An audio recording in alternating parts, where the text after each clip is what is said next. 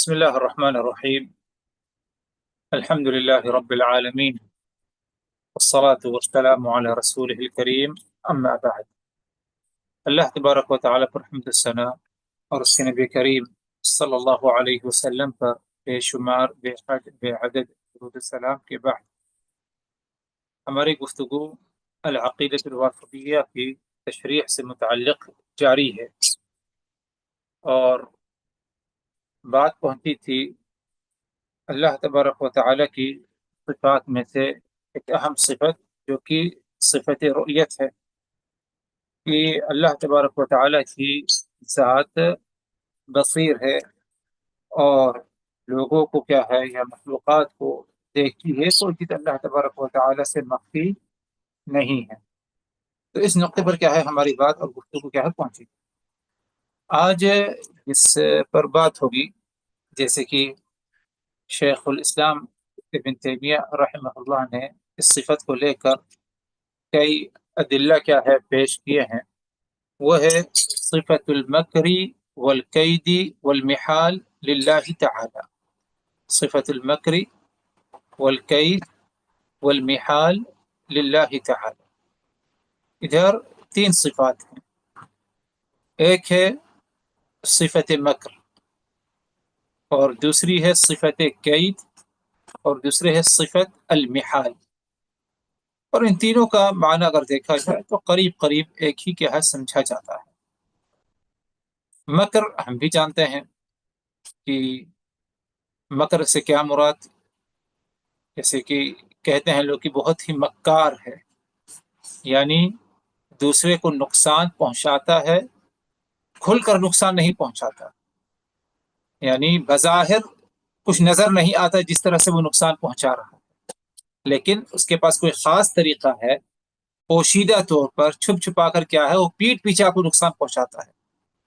آپ اس سے سامان خریدتے ہیں، بالکل صحیح ہے، سالم ہے، سامان میں کوئی کمی نہیں، لیکن گھر پہنچ کر کے اسی سامان کو جب آپ کھولتے ہیں تو اس میں خراب سامان، خراب مال کیا ہے ملتا ہے، حالانکہ اس نے کہا کہ بالکل صحیح ہے، اوپر سے کھول کر دکھا بھی دیا، آپ کو پیٹی کو کھول کے دکھا دیا کہ اوپر جو پھل ہے وہ اچھا ہے، لیکن جب آپ گھر پہنچیں گے اس کے تہ نیچے تک جاتے ہیں تو وہ خراب رہتا ہے،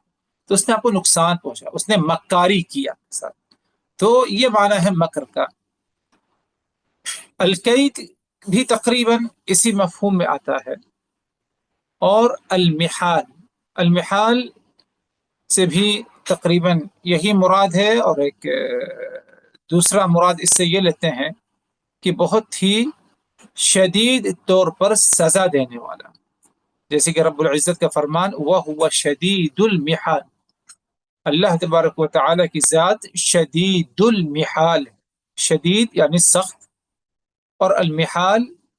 کا کئی مفہوم بیان کیا گیا، جس میں سے ایک یہ ہے کہ شدید الاخذ بالعقوبہ کی سزا دینے میں کیا ہے بہت ہی کیا ہے سخت ہے۔ لیکن ادھر اگر دیکھا جائے تو اس کا ایک دوسرا مفہوم جو اہل علم بیان کرتے ہیں، شدید المحال یعنی شدید المکر، شدید المکر، اس کا مفہوم کیا ہے بیان کیا جاتا ہے۔ یہ بتانا چاہوں گا کہ اگر ہم یہ اس طرح یہ بات کہیں کہ اللہ تبارک و تعالیٰ کی ذات کی صفات میں سے ایک صفت صفت مکر ہے، صفت کید ہے یا صفت محال ہے، تو ایسا کہنا کیا ہے غیر مناسب ہوگا، ایسا کہنا غیر مناسب ہوگا۔ ہاں اتنا ضرور کہہ سکتے ہیں، ہم اس طرح بتانا چاہیں تو کہہ سکتے ہیں کہ اگر اللہ تبارک و تعالیٰ کی صفات میں سے یہ ہے کہ اگر کوئی مکر کرتا ہے، اللہ کو دھوکہ دیتا ہے، تو اللہ تبارک و تعالیٰ اس سے اچھا مکر اور اس سے اچھی تدبیر کرنے والا ہے۔ اس کی وجہ کیا ہے؟ اس کی وجہ یہ ہو سکتی ہے کیونکہ مکر اور تدبیر عموماً کیا ہے، یہ مذموم صفت ہے، عام طور پر اگر دیکھا جائے مذموم صفت ہے۔ اسی لیے اگر کسی کو کہہ دیا جائے کہ فلاں مکار ہے تو لوگ اسے اچھا تو نہیں سمجھیں گے، کیونکہ مکاری کرتا ہے۔ ٹھیک ہے، اگر کسی نے کسی کے ساتھ مکاری کی اور جس کے ساتھ مکاری ہوئی ہے وہ بدلے میں اس کے ساتھ مکاری کر لے، یعنی مشروع صحیح طریقے سے، تو اسے ہم عام زبان میں مکر نہیں کہتے، حالانکہ عربی اصطلاح میں وہ مکر ہی کے زمرے میں آئے گا، مکر ہی کے زمرے میں آئے گا، لیکن ہم کیا کہیں گے کہ اس نے بدلہ لے لیا، اس نے اپنا کیا ہے بدلہ لے لیا وغیرہ وغیرہ۔ تو کہنے کا مقصد ادھر یہ کہ مکر ایک ایسی صفت ہے جو کہ مذموم بھی ہے اور محبوب بھی سمجھی جاتی ہے۔ مذموم اس وقت ہوگی مکر جب ابتداءً پائی جائے، یعنی کسی نے مکاری کی، ابتداءً شروعات کی مکاری کرنے میں، یہ مذموم صفت ہے۔ لیکن اگر کسی نے کسی کے ساتھ مکاری کی، جواب میں جس کے ساتھ مکاری کی گئی وہ اپنا بدلہ لینا چاہتا ہے اس سے، تو یہ کیا ہے مذموم نہیں ہے بلکہ محبوب قسم کا کیا ہے مکر ہوگا، کیونکہ کسی سے بدلہ لینا یہ بزدلی کی علامت نہیں ہے، بلکہ یہ اس بات کی علامت ہے کہ جس کے ساتھ مکاری کی گئی وہ کمزور نہیں ہے بلکہ وہ مضبوط ہے، طاقتور ہے، اپنا بدلہ اپنا حق کیا ہے لے سکتا ہے۔ تو اسی لیے اگر قرآن مجید کا ہم مطالعہ کریں تو کہیں پر بھی یہ نہیں آتا کہ اللہ کی ذات مکار ہے یا اللہ کی صفت میں سے صفت مکر ہے، ایسے کہیں نہیں ملے گا، بلکہ اللہ کی صفت کے بارے میں جب بتایا گیا کہ مکر اللہ کی طرف اگر کہیں پر منسوب کیا گیا تو ہمیشہ اسی حالت میں بیان کیا گیا کہ وَمَكَرُوا مَكْرًا، انہوں نے بہت زیادہ مکر کیا، وَمَكَرْنَا مَكْرًا، تو بدلے میں ہم نے ان کے ساتھ کیا ہے مکر کیا۔ ایک دوسری آیت میں وَيَمْكُرُونَ وَيَمْكُرُ اللَّهُ، یہ مکر کرتے ہیں اور یاد رہے کہ اللہ تبارک و تعالی بھی کیا ہے مکر کرنے والا ہے، واللہ خیر الماکرین، اللہ تبارک و تعالی مکر کرنے والوں کے ساتھ بہت ہی بہترین طریقے سے کیا ہے وہ مکر ان کے ساتھ کیا ہے کرتا ہے۔ تو اسی لیے اللہ تبارک قرآن مجید نے اگر کہیں پر اللہ کی صفت کا ذکر مستقل طور پر یہ نہیں بتایا کہ اللہ کی ذات کی صفات میں سے مکر ہے یا مکار ہے والعیاذ باللہ، اس طرح کہیں پر بھی نہیں، بلکہ صرف اس موقع پر بتایا جہاں پر کیا ہے کسی مذموم لوگ کفار ہیں، مشرکین ہیں، دیگر اور مکار جو تھے، ان کے مکر کا جب ذکر آیا تو ادھر بتایا گیا کہ اللہ تبارک و تعالی ان سے بہترین طریقے سے مکر، یعنی اس سے بہترین طریقے سے تدبیر کرنے والی اللہ تبارک و تعالی کی کیا ہے ذات ہے۔ تو اس بات کو کیا ہے ہم اس طرح کیا ہے سمجھیں۔ اچھا، اس کی دلیل کیا ہے صفت مکر، صفت کید، صفت محال اللہ تبارک و تعالی کی؟ تو شیخ الاسلام ابن تیمیہ نے پہلی دلیل جو بیان کی آیت کریمہ اللہ تبارک و تعالی کا فرمان وَهُوَ شَدِيدُ الْمِحَالِ، وَهُوَ شدید المحال، کہ اللہ تبارک و تعالی کی ذات شدید المحال ہے، یعنی سخت طریقے سے اللہ تبارک و تعالی کی ذات بدلہ لینے والی ہے اور تدبیر کرنے والی ہے، اور مکاروں کے ساتھ کیا اللہ کا مکر بھی کیا ہے پایا جاتا ہے۔ دوسری آیت کریمہ جو اس صفت کو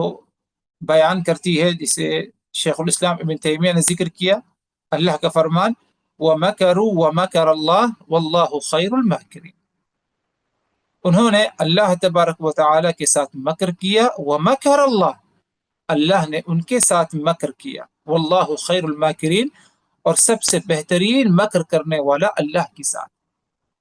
تو غور کریے، ادھر مستقل طور پر اللہ کی ذات کے بارے میں نہیں بتایا گیا کہ اللہ کی ذات مکار، بلکہ بدلے کے طور پر، جواب کے طور پر کیا ہے بتایا گیا۔ اور یہ آیت کریمہ کس موقع پر نازل ہوئی؟ اس آیت کریمہ کا پس منظر یہ ہے کہ جب عیسیٰ علیہ السلام کے خلاف یہود نے مکر کیا کہ ہم ان کا کیا ہے قتل کریں گے، تو کسی عام انسان کا قتل کرنے کا انہوں نے مکر نہیں کیا، تدبیر نہیں کی یہودیوں نے، بلکہ نبی کا قتل کرنا کتنا بڑا جرم ہوگا، اس کے لیے تدبیر، اس کے لیے مکاری کی انہوں نے۔ تو اللہ تبارک و تعالی نے ان کی مکاری کے بدلے میں ان کے ساتھ کیا ہے مکاری کی، انہیں جواب دیا، انہیں ان کے ساتھ تدبیر کی، اور وہ مکاری کیا تھی کہ اللہ تبارک و تعالی نے عیسیٰ علیہ السلام کو اوپر اٹھا لیا آسمان کی طرف، اور جو شخص اس جرم کو انجام دینے میں بڑھ چڑھ کر حصہ لے رہا تھا، اللہ نے اس کی شکل کو عیسیٰ کی شکل میں تبدیل کر دی۔ سوچیے اللہ کی تدبیر، انہوں نے مکر کیا اللہ کے ساتھ، نبی کے ساتھ کرنا چاہا، لیکن اللہ جواب، اللہ سے کوئی مقابلہ نہیں کر سکتا۔ تو اللہ نے کیا کیا، اللہ تبارک و تعالی نے کیا عیسیٰ کو اٹھا لیا آسمان پر، اور عیسیٰ علیہ السلام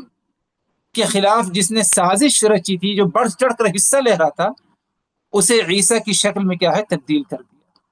جب یہودی آئے انہیں عیسیٰ علیہ السلام کو قتل کرنے کے، تو اس شخص کو اسی جگہ پایا جہاں پر عیسیٰ تھے، تو ان سے کہا کہ تم عیسیٰ ہو، تو اس نے کہا کہ ہاں عیسیٰ نہیں ہوں، لیکن انہیں یقین نہیں ہے کہ تو عیسیٰ ہی ہے، ہو بہو وہی ہے، کوئی اور اس شکل کا ہے نہیں، پورا وہی ہے۔ تو انہوں نے کیا کہ یہودیوں نے اسی شخص کا کیا ہے قتل کر ڈالا۔ تو یہ ہے اللہ تبارک و تعالیٰ کا مکر کی، وَمَكَرُوا، انہوں نے مکر کیا، اللہ سے مقابلہ کرنا، اللہ کے نبی کا قتل کرنا چاہا۔ وَمَكَرَ اللَّهُ، تو جواب میں اللہ تبارک و تعالیٰ نے ان کے ساتھ مکر کیا۔ وَاللَّهُ خَيْرُ الْمَاكِرِينَ، اور اللہ تبارک و تعالیٰ کتنے بہترین طور پر کیا ہے مکر کرنے والا ہے۔ تو اس طرح کیا ہے اس صفت کو کیا ہے سمجھنے کی کیا ہے ضرورت ہے، کہ مستقل طور پر ہم یہ نہ کہیں کہ اللہ کی ذات کی صفت میں سے مکر، بلکہ یہ کہیں کہ جو مکر کرتا ہے تو اللہ کی مکاری بھی اس کے ساتھ اس سے بڑھ چڑھ کر بدلہ کیا ہے لیتی ہے۔ تیسری آیت کریمہ رب العزت کا فرمان، وَمَكَرُوا مَكْرًا وَمَكَرْنَا مَكْرًا وَهُمْ لَا يَشْعُرُونَ، انہوں نے ہمارے نبی صالح علیہ السلام کے ساتھ مکر کیا، وَمَكَرْنَا مَكْرًا، اور ہم نے بھی ان کے ساتھ مکر کیا، وَهُمْ لَا يَشْعُرُونَ، اور انہیں اس بات کا احساس بھی نہیں ہوا۔ صالح علیہ السلام کے ساتھ کیا کرنا چاہا، ان کے ساتھ بھی یہی جرم کرنا چاہا کہ ان کا کیا ہے قتل کر دیا جائے۔ صالح علیہ السلام کے ساتھ بھی کچھ لوگوں نے یہ مکاری کی کہ ان کے ساتھ قتل کر دیا جائے۔ اس کو مکاری کیوں کہا؟ کیونکہ وہ بتا کر نہیں آ رہے کہ اے صالح ہم تمہارا قتل کریں گے، بلکہ چھپ چھپا کے پلاننگ ہو رہی ہے پوشیدہ طور پر، تو یہ مکاری ہوگی۔ تو صالح علیہ السلام کے ساتھ جب انہوں نے مکاری کرنا چاہی تو اللہ تبارک و تعالیٰ کیا فرمایا، وَمَكَرْنَا مَكْرًا، تو ہم نے ان کے ساتھ کیا ہے مکر کیا، ہم نے ان کے ساتھ مکر کیا، وَهُمْ لَا يَشْعُرُونَ، اور انہیں اس کا احساس بھی نہیں ہوا۔ اور کیسے مکر کیا؟ جیسے کہ بعض اہل علم اس بارے میں کہتے ہیں، بتاتے ہیں کہ وہ صالح علیہ السلام کا قتل کرنے کے لیے رات کے وقت نکلے یا دن کے وقت نکلے، اور کسی غار میں جا کر کے چھپ گئے۔ دن کے وقت، سورج دن تھا، اس وقت نکلے، اور اس کے بعد وہ کسی غار میں پہاڑی کے دامن میں جا کے چھپ گئے، اس انتظار میں کہ رات ہوگی ہم نکلیں گے ادھر سے، اور رات کے اندھیرے میں جا کر کے صالح پر وار کریں گے، صالح کا ہم قتل کر ڈالیں گے۔ تو جب وہ اس غار میں اور پہاڑی کے اس دامن میں گھس گئے چھپنے کے لیے، تو اللہ تبارک و تعالیٰ کے حکم سے ایک چٹان، ایک پتھر آ کر کے اس غار کے منہ کو کیا ہے بند کر دی، اور اسی کے اندر وہ ہلاک ہو گئے، مر گئے، بھوکے پیاسے، نکلنے کا کوئی راستہ انہیں کیا ہے نصیب نہیں ہوا۔ یہ سب کس کے حکم سے ہوا؟ یہ سب اللہ تبارک و تعالیٰ کے حکم سے ہوا۔ انسان جب مکاری کرتا ہے بسا اوقات شک شبہ ہو جاتا ہے، لیکن اللہ تبارک و تعالیٰ کی طرف سے جب بدلہ آتا ہے تو ایسا بدلہ آتا ہے انسان کبھی اس بدلے کے بارے میں سوچا بھی نہیں ہوتا۔ وَمَكَرُوا مَكْرًا، انہوں نے مکر کیا صالح کے ساتھ، وَمَكَرْنَا مَكْرًا، ہم نے بھی ان کے ساتھ کیا مکر کیا، وَهُمْ لَا يَشْعُرُونَ، اور انہیں اس بات کا احساس بھی نہیں ہوا کہ ہمارے ساتھ ایسا ہو جائے گا۔ آگے چلتے ہیں، چوتھی آیت کریمہ رب العزت کا فرمان سورہ الطارق میں، إِنَّهُمْ يَكِيدُونَ كَيْدًا وَأَكِيدُ كَيْدًا، إِنَّهُمْ وہ لوگ، کون وہ لوگ؟ کفار مکہ،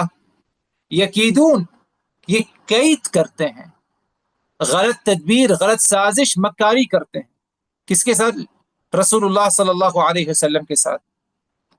وَأَكِيدُ كَيْدًا، یہ محمد صلی اللہ علیہ وسلم کے ساتھ مکاری اور سازش کرتے ہیں اور سازش رچتے ہیں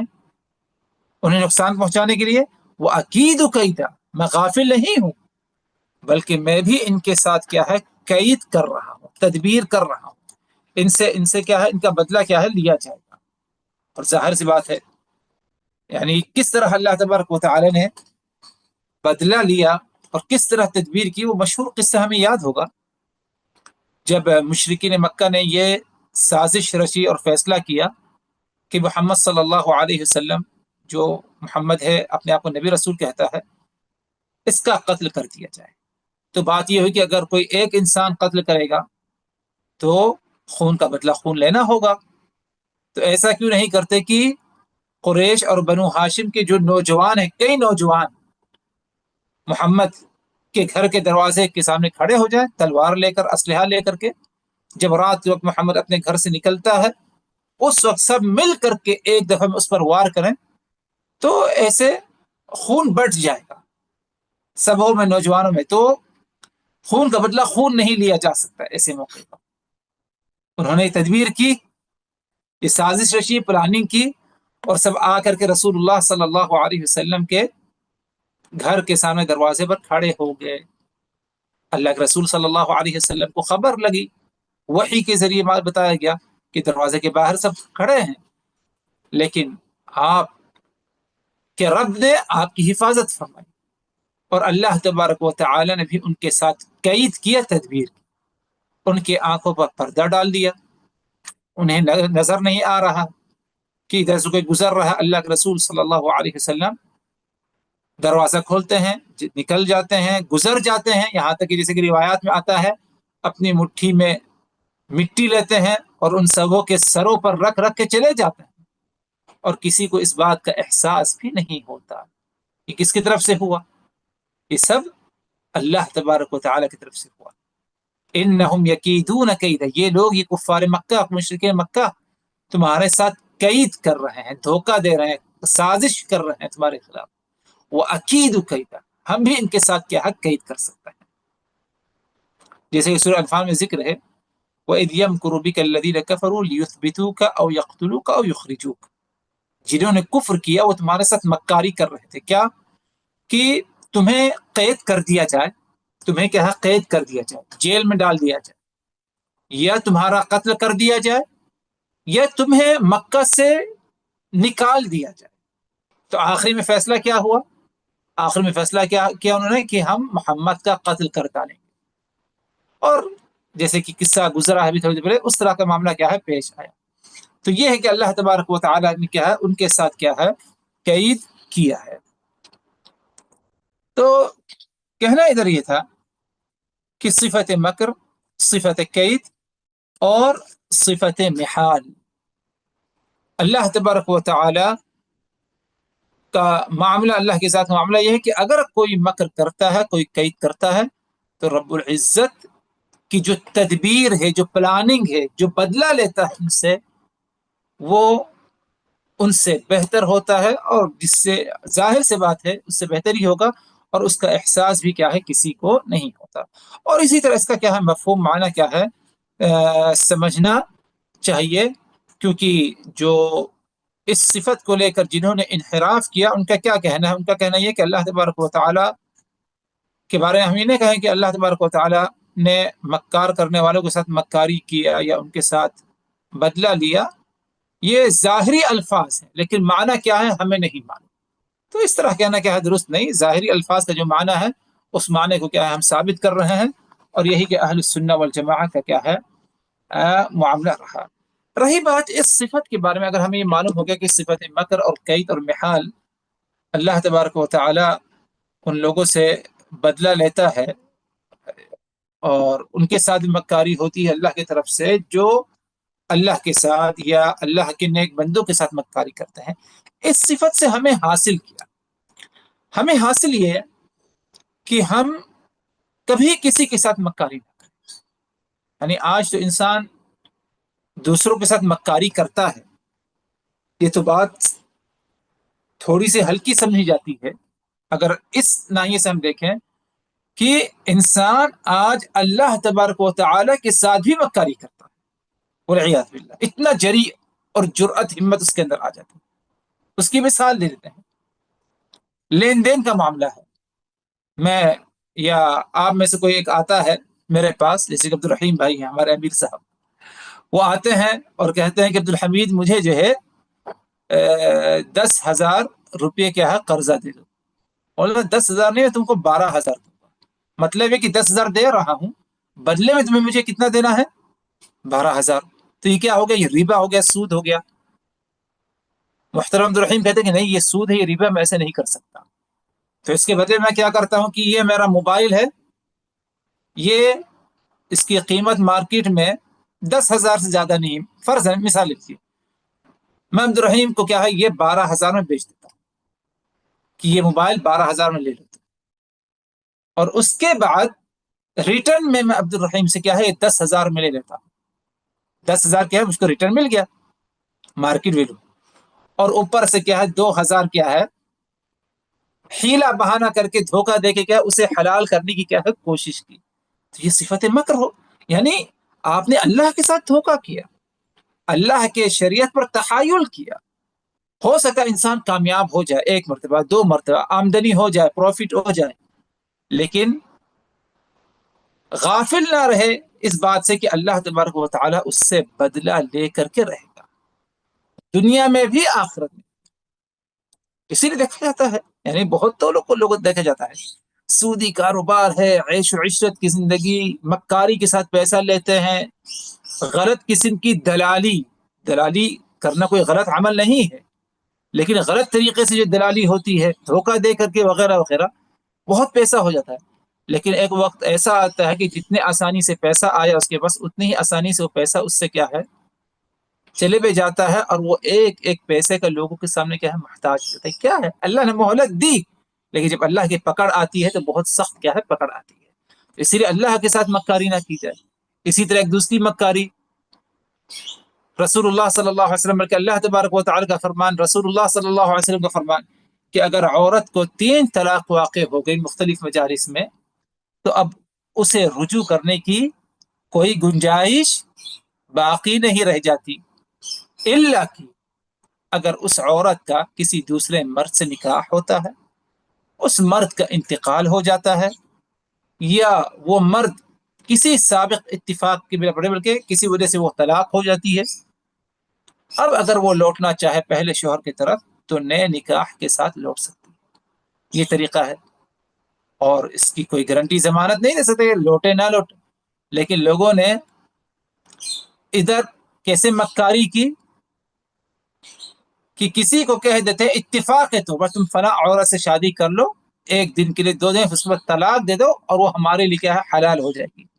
جسے کہ حلالہ بھی کہا جاتا ہے۔ تو ادھر مکاری کیا ہے؟ مکاری کس کے ساتھ؟ اللہ کی شریعت کے ساتھ، اللہ کی ذات کے ساتھ مکاری۔ تو جب ہمیں یہ معلوم ہوگا کہ انہم یکیدون کیدا واکید کیدا ومکروا ومکر اللہ واللہ خیر الماکرین، انہوں نے اللہ کے ساتھ مکر کیا اللہ کی شریعت کو لے کر،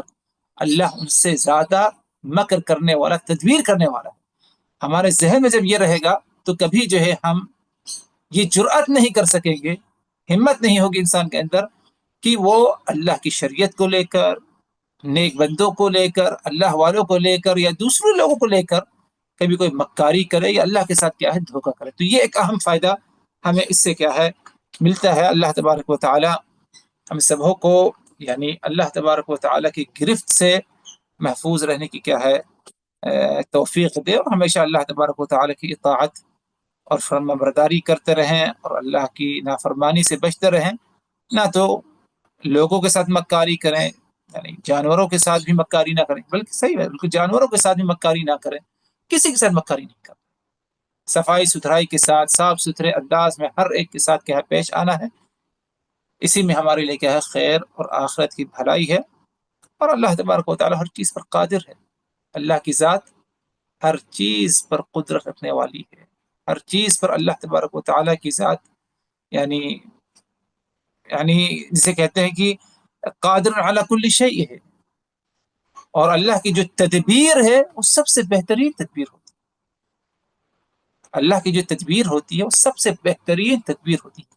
چاہے کسی سے بدلہ لینا ہو یا کسی کی مدد کرنی ہو،